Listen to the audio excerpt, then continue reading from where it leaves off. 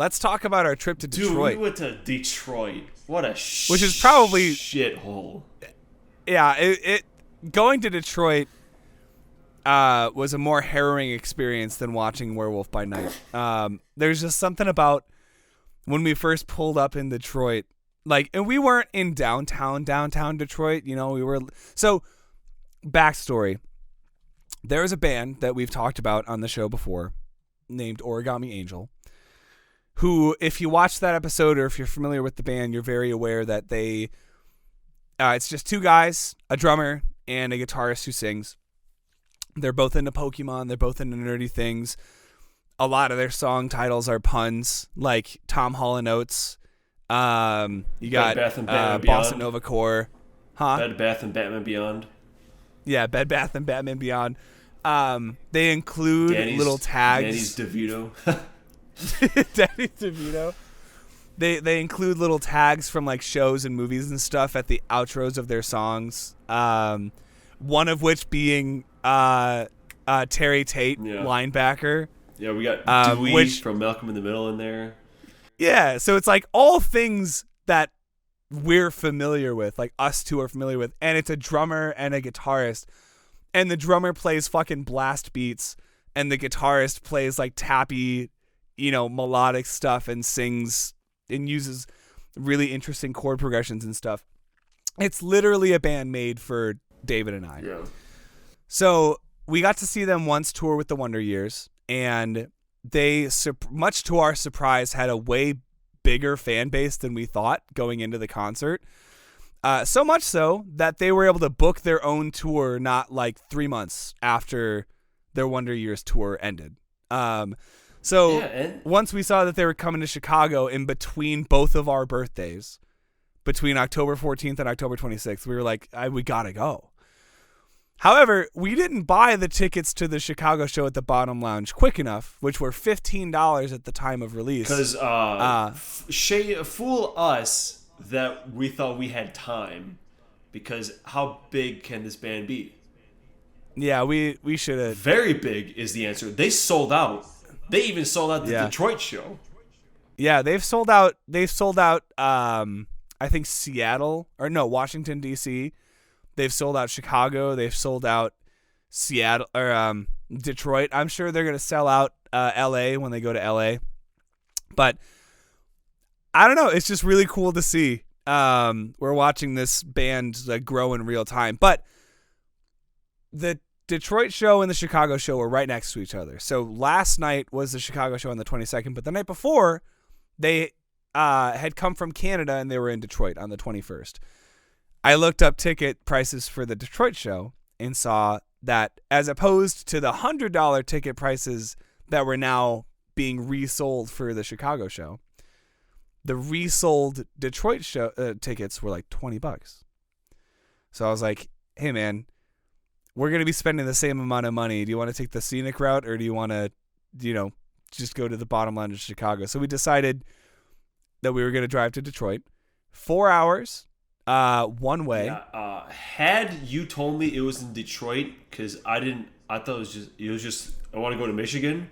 Okay. Yeah, I thought it was just Michigan too. I didn't know it was and then Detroit. A week before, I was like, oh, it's in Detroit? Great. Yeah, so we had a little bit of a trip. And don't get me wrong, it was a fun trip. We listened to a couple albums. We might even be able to talk about those albums in future episodes. We went to I went to a Bob Evans for the first time in my life. Yep. Yeah. Comfort food. We treat strangers like friends and friends like family. Bob Evans. Did he say that? Yeah, it's a quote on the wall. I didn't see that. We stopped by a local donut shop called Sweetwater Donut Shop, not to be confused with the music retailer. Yeah. Because the service at Sweetwater is notoriously very helpful and kind, and the service that we got at the donut place, dude didn't want to be there. Dude was straight up it was the angriest individual that I had seen in a long time. And what's crazy is it didn't even seem like it was that busy. Like it was like there was like a couple of kids like already seated and they had ordered their donuts or whatever. They had a lot of their donuts left, which leads me to believe that like not a lot of people had come in up to that point. Yeah. And he was just like, all right, what can I get you?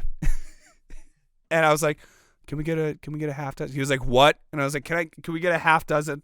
And we ended up seeing a billboard for their Milky Way donut, which is not, it's like kind of based on the candy bar. It's got caramel, it's got like chocolate fluff, and it was a chocolate cake donut. It was pretty good. I know this isn't about the concert, but I want to talk about the donuts for a second because... Well, it's the whole Detroit experience. Yeah, right? So we got 6 donuts. We each got a Milky Way donut because obviously that was the billboard, so we had to humor ourselves. And then I got a grasshopper donut and a New York cheesecake donut. And then David, do you remember what? A vanilla nut and Homer Simpson, which I took one bite, and that was it. It was also at the very end of the night at 3 a.m. is when you took the bite of the Homer Simpson donut. Yeah. I made sure to take off the parts of the donut that you had bit though, and I finished the donut for you. How was it? It was okay. It was mega stale. It was just a strawberry donut. It was mega stale. That's why I didn't eat it. That's it.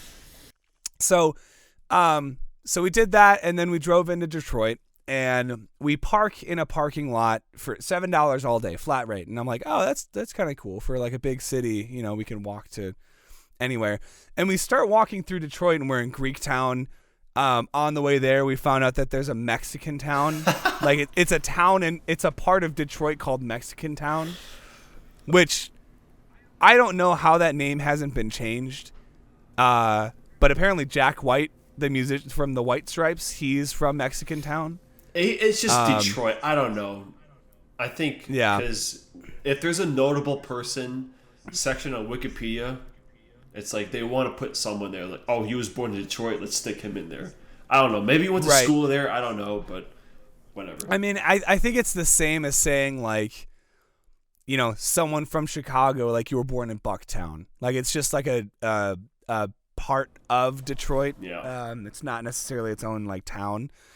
But anyway, so we park and we start walking, and like we walk through like a casino for a second, and like there's just something about the part of like downtown Detroit that we walked through that was like, it made me feel icky a little bit. I don't know. It was very much like Chicago, but with a lot less tall buildings.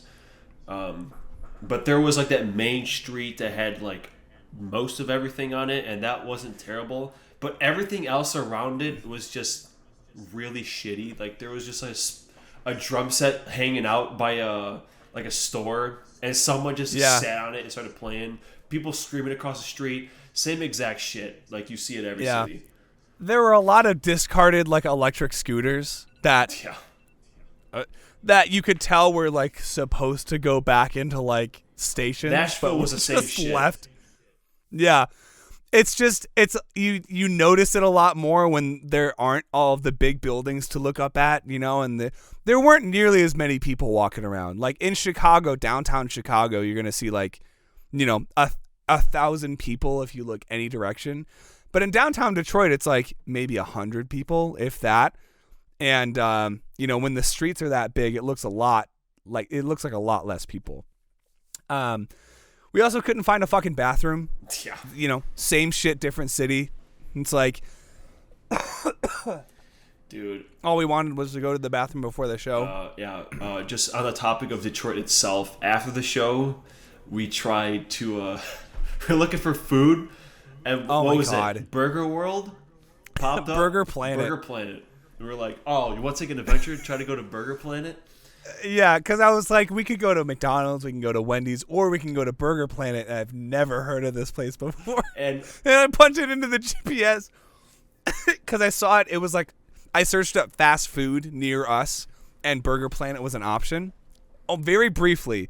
And I couldn't like pinch in and pinch out to like see it again. So we're driving through Detroit, and we're trying to find Burger Planet. Dude, yeah, it was taking us like along these suburban parts, and I was like, "What is this place? Just like some dude's house?" And like as we got closer to it, the pin was actually just some guy's house. And dude, this street, like whenever you think of like ghetto Detroit, whatever you're picturing, it was exactly like that. I was like, dude, let's get the fuck out of here, because it was really bad. There's no lights. Everything on looked shitty. I was like, fuck this. Let's go. Get out of here. Well, and you know there was like we turned the corner, and I think I saw like police headquarters. Yeah. Like there's like a big ass police station like down the street from Burger Planet. So I don't know what came first. I don't know if it was like a chicken and the egg situation where like, I don't know. Maybe it's because the police are around so often that like, it's a shitty part of Detroit because it's like, or if it was the other way around.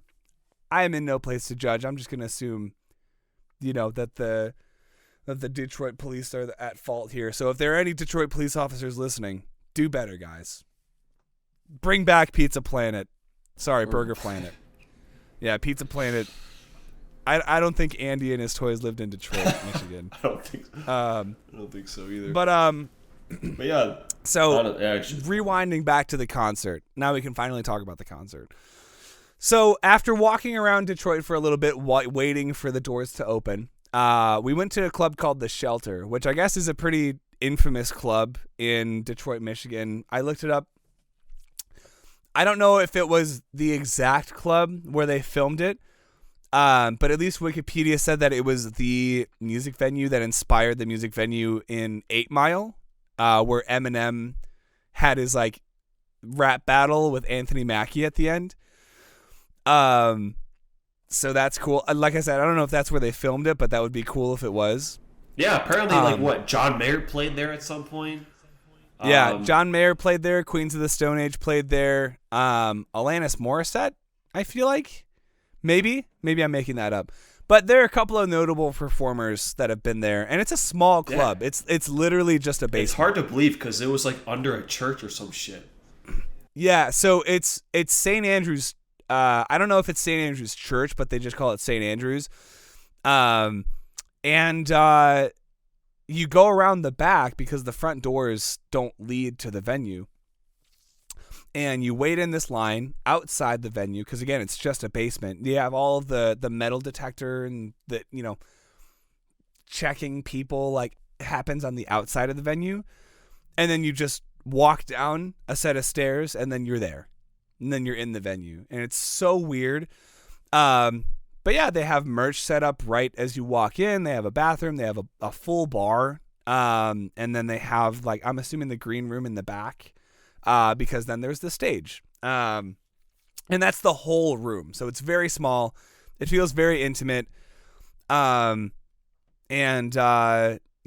the bill was Insignificant Other. Started the night off. Followed by a band called Pool Kids, who we've also talked about on the show. And then ended with Origami Angel. And I think the show itself ended at like 11:30. Yeah. Maybe 11. Yeah. Origami Angel played for an hour, and the other two bands played for about like 35, like 40 minutes. And they were like on time too. Like all three bands started like right when they were supposed to, which was very cool. Yeah, it's technically your second like punk show ever. Pop punk, whatever you want to call it. What were your general impressions of the night? I always wondered what happens when people crowd surf when there's no like fence in the front and like security people like in front of the stage. Yeah. Because the whole security was like two dudes. Yeah. In this sold out show. And like I said, there's nothing preventing you from getting to the stage. There's no bar, nothing. And people are crowd surfing. I'm like, what happens? And they just kind of float around for a bit until they're like, all right, put me down, and then they go down. But some people do make it to the stage, and like one of the dudes had to go up on stage and like get them on there, which I thought was kind of funny. People were like going to the stage and jumping to the crowd, which is pretty interesting. Yeah. But yeah, as far as the bands themselves go, I really hate bands with gimmicks. I say while I'm wearing one of the most famous bands with a gimmick. Yeah, right. But I hate gimmicks. And they come out on stage wearing the same white shirts. And I'm like, oh my God, why? And then the shirt comes out in like a bunny costume. I'm just like, oh jeez, dude. And I don't. I think it's stupid. But they played fine, Yeah. I just didn't know any songs. Insignificant Other or / Insiggy Baby. We didn't really listen to a whole lot of their stuff. Their one album that they have, I think it's called I Like the Way That I Think About You, or I don't know, it's written on a cake. It's a cool album cover.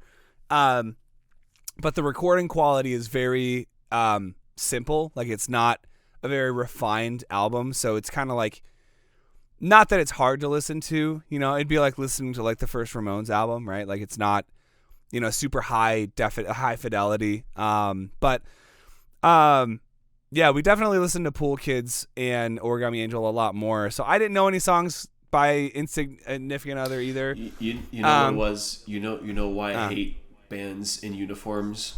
Because there was one band we saw back in the Clan and Matrix days who walked on stage, and they were wearing that like tuxedo like shirt, where it's like a tuxedo design, but it's not a real tux. It's just like a shirt. It's just like a t-shirt. Yeah, and they show up. All of them are in this fucking tux shirt, and they're just the most generic fucking band. They're doing like this shit, And I was like, oh my God.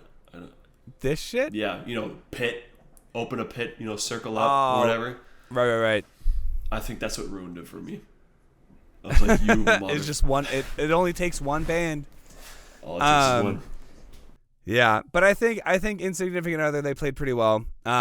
Technically speaking, like on a proficiency level, yeah, they're all good. There was a bit towards the middle. There was one of their songs where you think there's going to be a drop, and then the singer gets on the piano and starts playing this really like simple little like piano riff, and then looks out to the audience, and everyone's like, and they give us a smile because they're like, yeah, we got you, motherfuckers. So that was cool. They brought the singer from Insignificant Other on stage for Pool Kids, one of Pool Kids' songs. That was kind of cool. Apparently they've toured together before, so that's cool to know. Yeah, and then Pool Kids got on, and they just released a record like a couple months ago. So they played a lot of songs off that. And I really like that album. I know, David, you're a little bit more lukewarm to the album. Did seeing them live change your opinion about the band at all? Not really. Like they're fun in the moment, but like, I don't know. I'm very particular. Like, besides like typical rock or metal genres, anywhere else, I usually have one band for that genre. Like Origami Angel, for instance, they're like, their style and like all these other bands that we like listen to or songs, I'm like, if I want to listen to that kind of song, I'll go to them. Yeah. Like Tech Death is another thing. Like I only listen to one Tech Death band, and that's the Faceless. So it's like, because it all kind of sounds the same. So if I'm going to listen to it, I'll just go to them. All I need is one band. Sure. That's fair. And that's, Curtis Connor mentioned this on one of his podcasts, how like, and he mentioned it in his stand-up show too. He's like, stop showing me new music. I don't want to listen to new music anymore. I'm just going to continue listening to the same shit that I always do, or I'm just going to listen to the radio, And it's like when you get to a certain age, it's a lot harder to like be enthusiastic about, new shit. So something's got to grab your attention. I I like the way that Pool Kid sounds. I really like their dynamic writing, just the way that they interweave different sections and different volumes. It kind of reminds me of like the Nirvana method, where it's like quiet. Is it like quiet, loud, quiet? You know. Yeah. Pool Kids does that a little bit, but they also have their like pop punky anthems that have like the like pop punk. I feel like is all about having a line, where like all the instruments drop out and then you just scream it at the top of your lungs, and then it's like the whole audience can kind of like chant along with it. Yeah, and it's all about how like it sucks to be young, or it sucks to start getting older, or it sucks to like be stuck in your hometown. Oh hell yeah, I'm not working this Friday. Woo!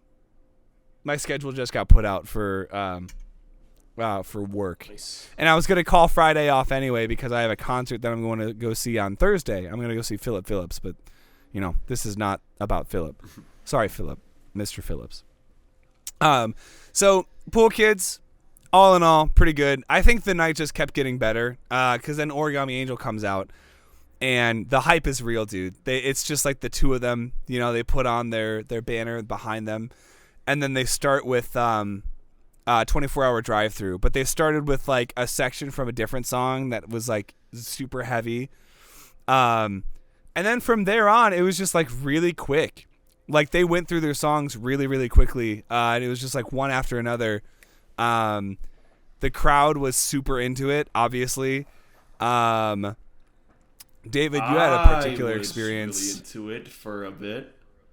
Yeah.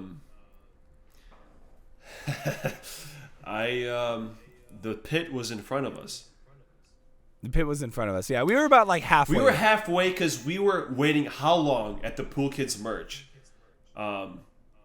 Yeah, so I'll give them the benefit of the doubt because I think the bassist was the one doing their merch. Whereas like Origami Angel up there when I went in, because I went in before you, and she was there. Yeah, and then she left for some reason, probably some band reason. But I had to ask the person doing the merch for Insignificant Other, which I think was the drummer. Yeah.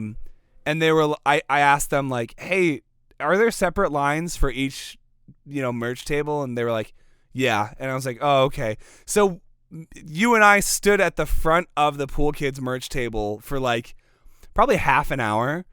Cause I was like, there's no way they're going to have a shirt in extra large, like by the end of the show. Like I'd rather get it now. But yeah, that meant that we had to sacrifice like decent, seats. Spots, yeah. Cause the way Origami Angel sets up, like the drummer is like way off to the side, not in the middle. And from where we were, all we can see was the guitar man, Ryland. Yeah. I think his name is. It's all we can Ryland. see. And yo, kudos to him, man. Like he by himself basically is fucking getting all these people like riled up, Yeah, it's insane because it's just two of them. Yeah. And I think they use backing tracks for additional like background vocals and the harmony, and like as their show gets bigger, or as their audience gets bigger, their show has to get bigger, I could tell that by the end of the set, like Ryland's voice was going a little bit because there were a couple of like, wild notes, every once in a while. But like, there was a whole set. They put out 2 EPs recently, one called Return and one called Arrival, I think. And one is super light and acoustic and soft, and then the other is just hardcore. Yeah, like far than the heaviest shit they've ever done. Yeah, and again, it goes back to the reasons why David and I we like them for different reasons, but we like them for the same reasons, right? Like it's like each EP was made for each of us, So I don't know, it was very cool. But they played the entirety of the heavy EP because it's got 3 songs, but it's only like 7.5 minutes in total. Yeah, and so that was all screaming. Yeah. So by the end of the show, like I don't doubt that Ryland was like struggling a little bit. like voice wise. But at that kind of show, who gives a shit? It's not like Mariah Carey or like Ariana Grande or Panic at the Disco, who that's a whole other funny story. People are buying tickets to go see Panic at the Disco, and they're filming it, and like it's the worst live show I've ever seen. It's just like Brendan Urie is singing like terribly, and he's trying to hit all these high notes, and it's super embarrassing to like listen to, and nobody in the crowd is like moving an inch, and it's like stadiums that he's like playing, and the crowd looks like, oh wow. Yeah, it's terrible. But Origami Angel doesn't have any issues like that. They were hyped the entire time. People loved them. We loved them. Now, here's a question. Did you enjoy seeing them more as a headliner or as an opener? Probably headliner because they played longer. But we got way too sidetracked. I was in the middle of telling this goddamn story. Oh, right. Yeah. Right. Yeah, they were playing a song called 666 Flags, which is one of the few that I really, really know. And like the song ends with these crazy blasted shit. Like it's a crazy ass ending. So I got into the pit for that. And I was like, headbanging and shit. And some guy like got pushed or something, but he went right into my fucking face. And like what part of him went into your face? Was it like I don't know. I couldn't see because my fucking hair was in front of me. I couldn't really see anything. Right. So I just got whacked hard as fuck in my face. So much so that it started to bleed. And I had to spend a lot of song in the bathroom with a fucking tissue in there. And it still hurts. It's been a couple of days, and I can still feel that shit. It sucks. Yeah, bloody noses are they're no joke. But yeah, speaking of the bathroom, it was one of those bathrooms, thankfully you're okay, and it wasn't like super serious. Have y'all ever been to a bathroom that has a trough? A trough? Trough, yeah. Trough?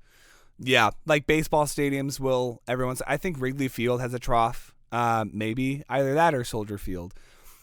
But instead of having dedicated urinals, it's just a drain with like ice on top. Very weird. It was the first time that I had peed in a trough in a while.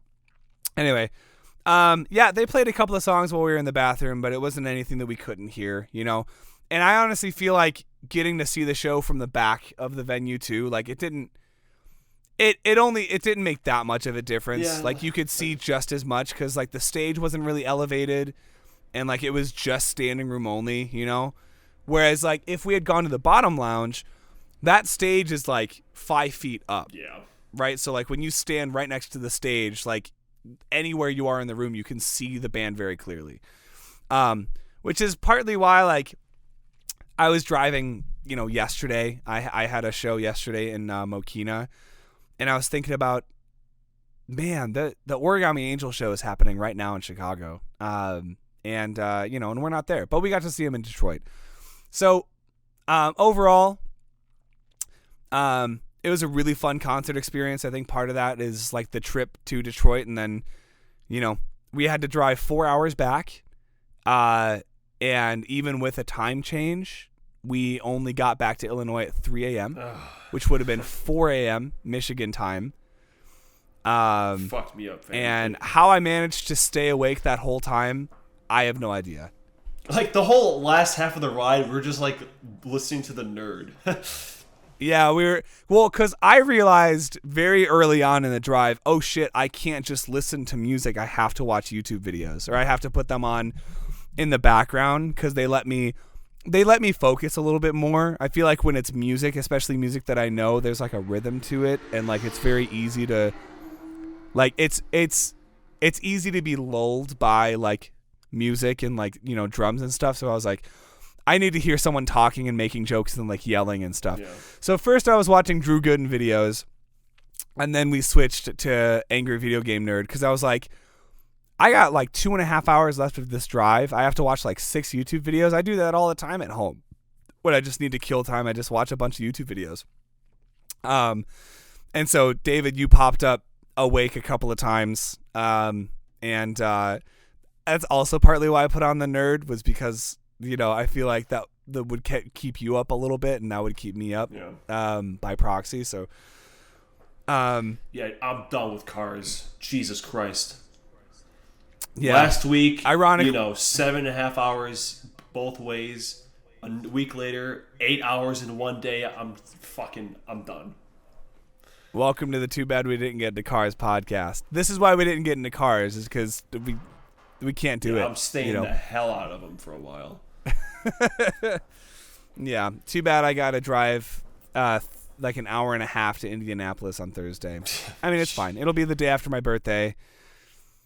It'll be a fun time. So, I might talk about that in the next episode, but we got to move on to our next topic. Oh, so we got to move on. We totally forgot they played goddamn Gary Come Home on the house music. Oh, funny as hell. Yeah, before Origami Angel went on in between bands, they played Gary Come Home from SpongeBob. And there was a guy that was standing in front of us with his partner, I think, and he hears me singing the Gary Come Home, and he turns around and he's like, Gary Come Home, and I had a moment with a stranger, and it was very nice. Oh, then there was the dude like a little bit to the right in front of us. He was like, oh my god, he was like on Tinder holding his phone up like swiping, and every time he got a match, everyone was like, yeah.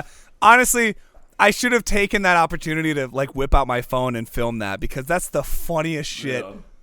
Oh my god, that I feel like, missed opportunity. That could have been a viral video.